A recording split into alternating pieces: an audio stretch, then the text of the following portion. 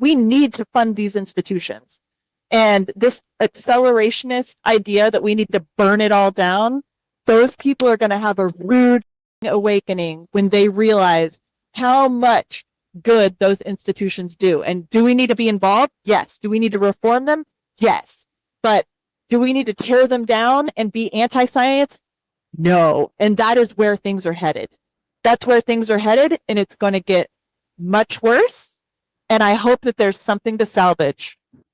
What's a good way to spread the message? I mean, what information can we tell people that they don't want to tell other people that will get them to accept the truth about integrativism, to believe the facts, to want to see the facts, and then make different decisions to decide, okay, yeah, no more cutting the boys or the intersex babies too. Yeah. I think one really effective kind of is to talk about women's pleasure, right? So Dr. Ruth, she had a sex show. She's this older lady, and she's amazing. But she would say things like, well, it's normal for women to not have orgasms with penetration. And that is not true. That is only true if you're talking about a circumcised population. It is absolutely not normal.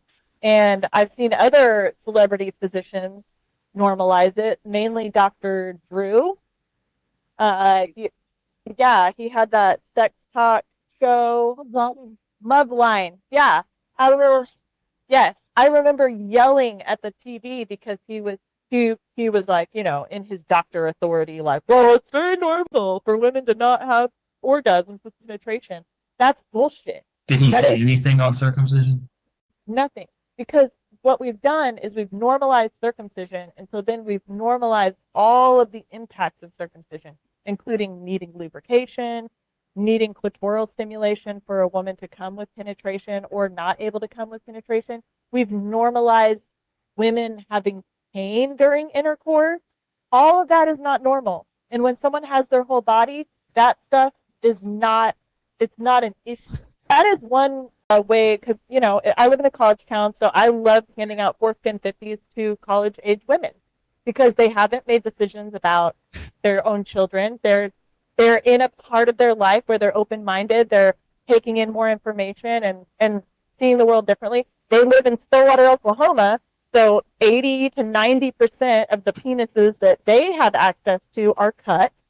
So they know that sex is painful. They know the jackhammering that doesn't, lead to any orgasms for us. They know that shit.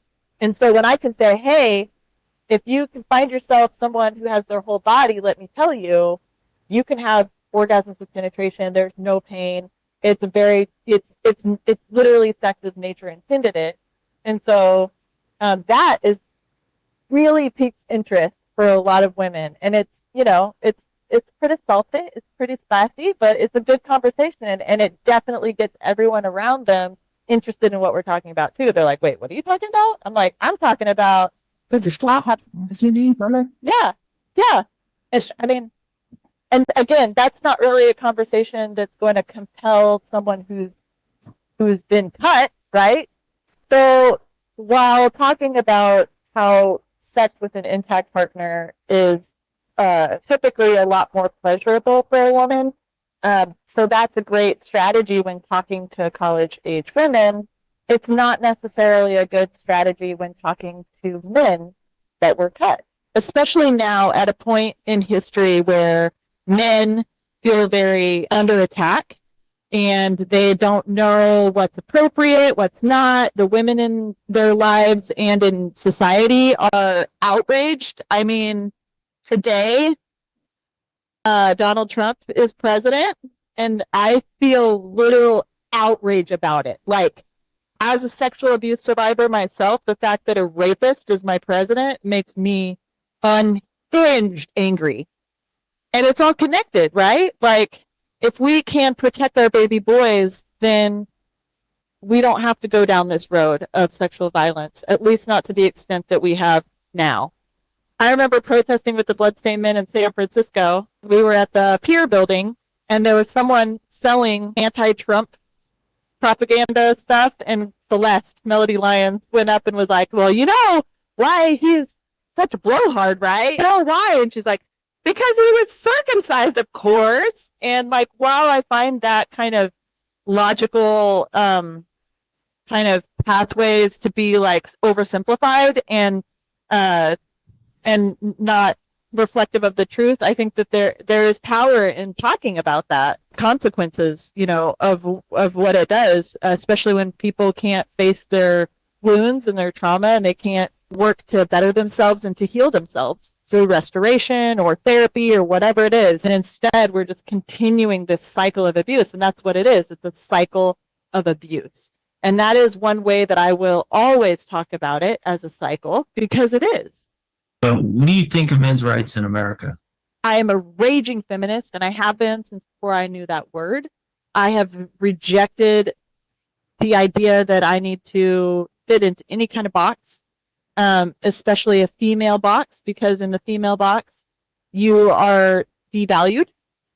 And part of being a feminist, the way I define it, means creating equality. And circumcision specifically is an issue where men do not have equality to women. Men's bodies are seen as disposable.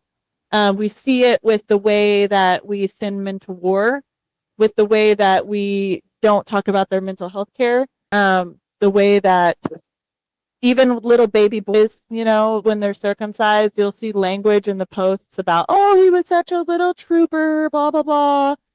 You would never see that about a baby girl. Oh, she was such a little trooper. It's very gender specific that we see even these little baby boys' bodies as expendable and worth damaging. And so that's just one of the ways that as a woman, I'm privileged in that way. I still live in a culture where I am oppressed. I still see the structures of power as overall being not in my best interest. But when it comes to circumcision, the script is flipped. And so I chose to spend so much of my own resource of time and energy on this issue specifically, because I also see the way it affects mothers, and it affects women, like through what we were talking about with sexual intercourse. And so as far as men's rights go, it's probably a bad day to ask me that, because I have a rapist as my president again, and I'm very, very angry about it. And my rights are literally being taken away. My own family members, my own father and brother, want to repeal the 19th Amendment. It is the amendment that gives me the right to vote. So I can be here all day to talk about circumcision, but as far as men's rights go, we are literally watching women bleed out in the hospital parking lots because we are denied access to life-saving care.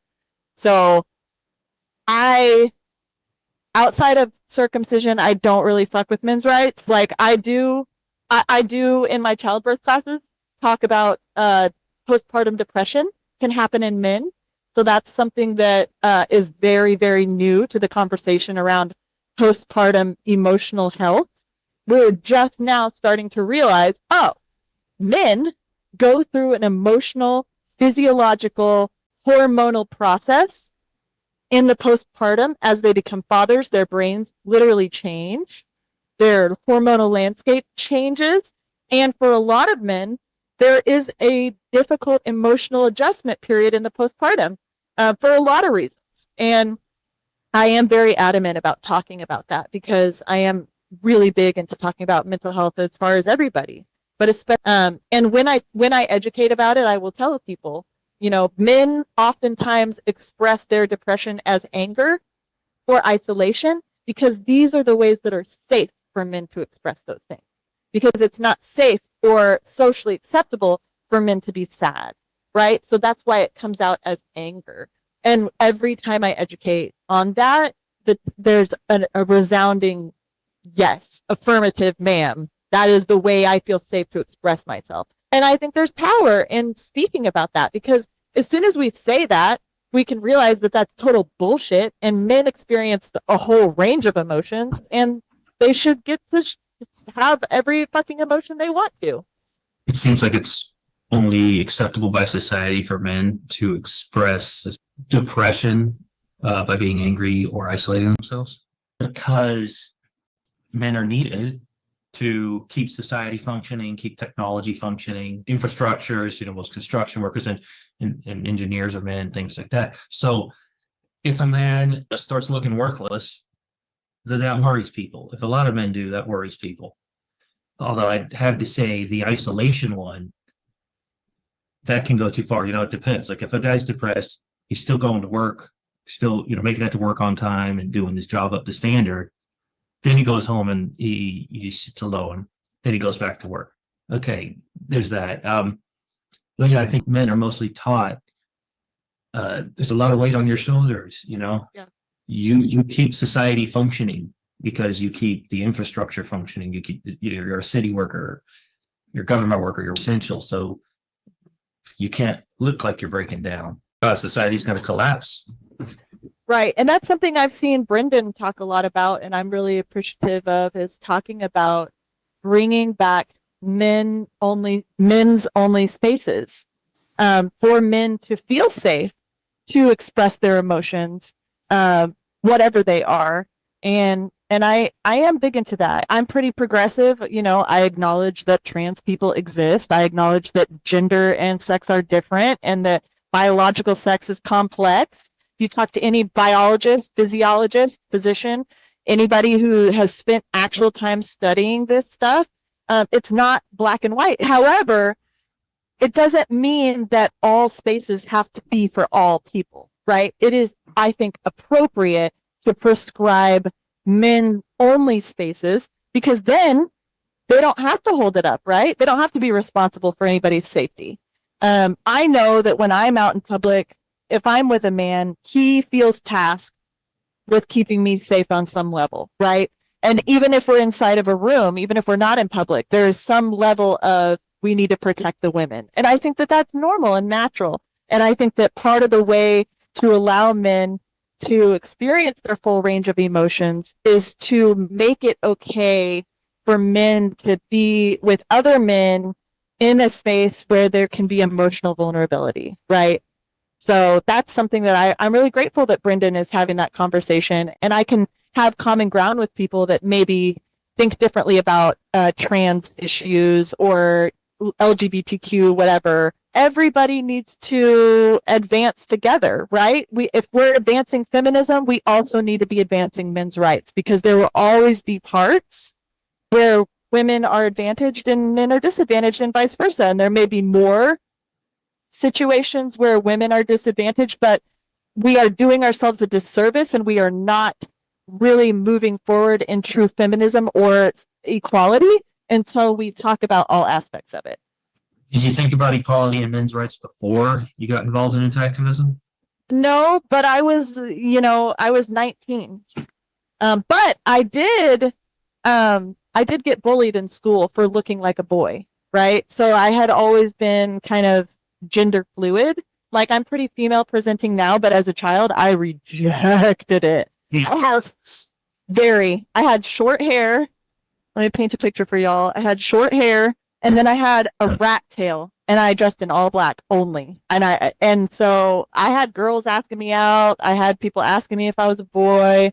So I've always just kind of, I don't know, I appreciate people that gender bend, that exist in that space between male and female, because that space makes people wildly uncomfortable.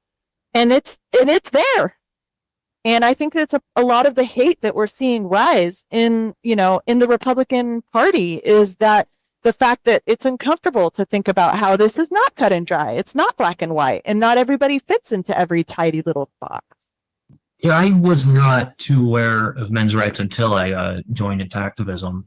And then the activists started talking about things like, oh, yeah, my son has to sign up for the draft before he can get student loans. I don't like that. That's not fair. And things like men are punished harsher by the legal system. That opened my eyes. And I was happy to find out that we think about other things, because it's the mindset of questioning the system that makes us want to be a part of this movement. And when you have that mentality, you're taking the red pill, you start to become unplugged from the matrix. And then you question other things. And I started talking about that. We're like, that's a good point, guys. We do realize that this country doesn't care about its men so much. I do want to say that shit has gone too far, and that especially after COVID, I have seen a lot of intactivists reject science. And I really, really see that as throwing the baby out with the bathwater, y'all, because science is, however flawed of a tool it is, it's an effective tool, and it can be manipulated by, by the funding. Right. But the people who fund it make the scientists give them the results they want. But that's not always the case with science. And so this wave of truly anti-science mentality in the intactivist community, that also I see a lot of pro-life, which, I got to get my air quotes out for pro-life. I see a lot of people in the intactivist movement really taking on an anti-science mentality. And that, to me, is extremely dangerous and serves to discredit us, because the truth is, science is on our side.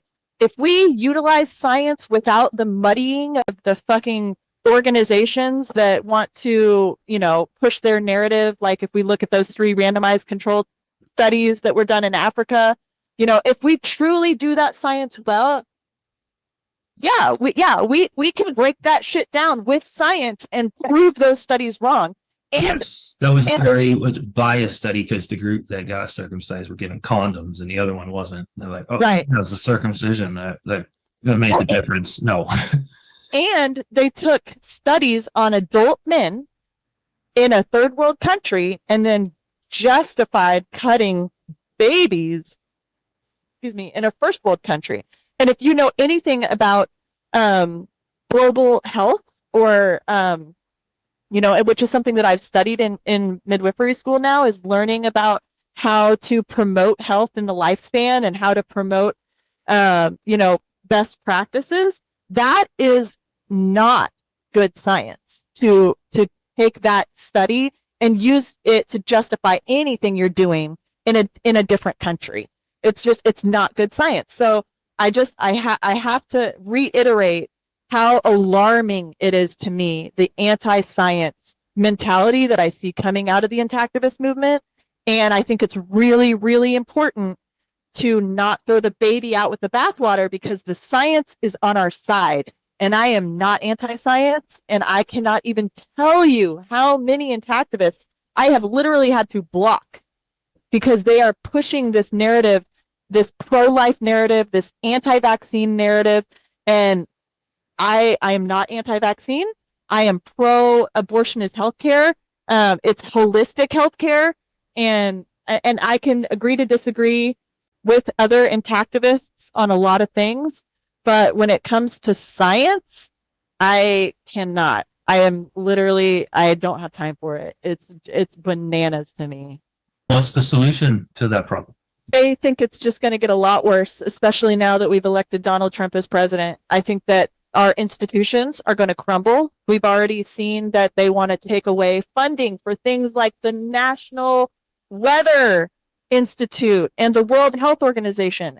And let me tell you, the World Health Organization has its problems, but that is the resource that I give to people when I'm telling them about how much weight their baby should gain, because the CDC and the weight goals that we have, the bell curves that we have for weight gain in infancy, when it comes from the CDC, that information includes formula-fed babies, which gain weight at a different rate. But the World Health Organization has growth charts that are specific to breastfed babies. So there are things from these organizations, especially watching pandemic disease spreading worldwide, that we need to fund these institutions.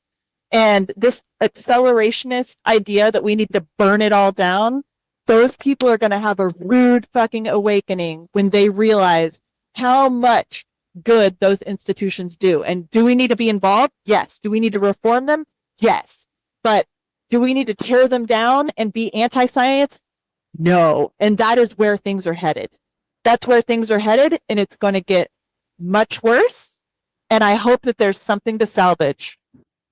Hey guys, it's me, Pods. I'm briefly interrupting this interview to let you know about the Pods e-commerce program. It is vital to keeping the Prevail Over the System channel alive. Go and join us on our Discord to learn more. And best of all, it's free to partake in the Pods e-commerce program, and we don't need any of your information whatsoever. This helps us keep the interviews coming along with other Intactivist content to empower, teach, and update Intactivists with very important information, as well as being the voice for the Intactivist public. Thank you all so much. Okay, now back to the interview. If we could get corporations to get their bias out of it. Well, Citizens United.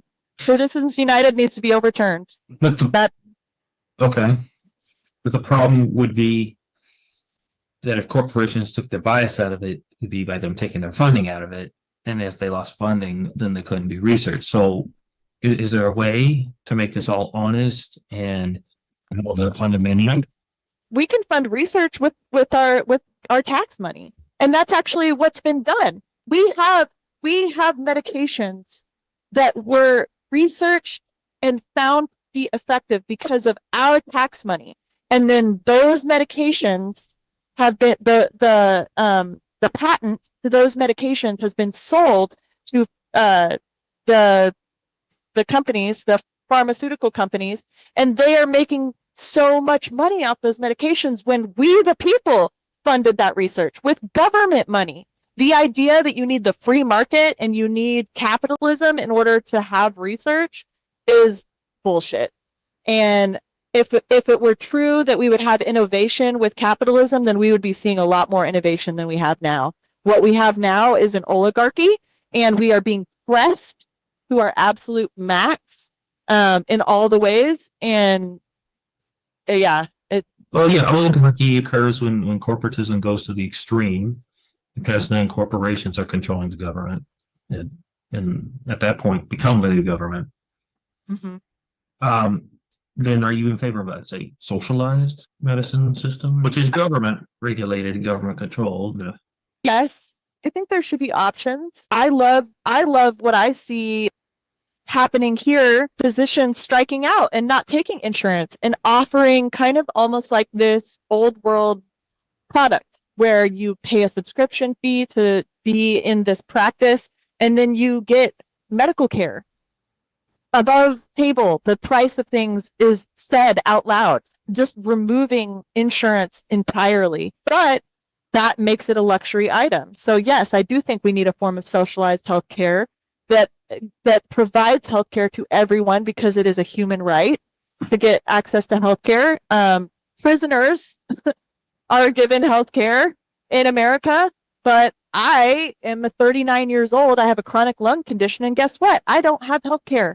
I had it for like less than a year, and then my partner made too much money, and we still couldn't afford the insurance that his company was offering us, and we didn't qualify for the state insurance anymore. So here I am, uninsured.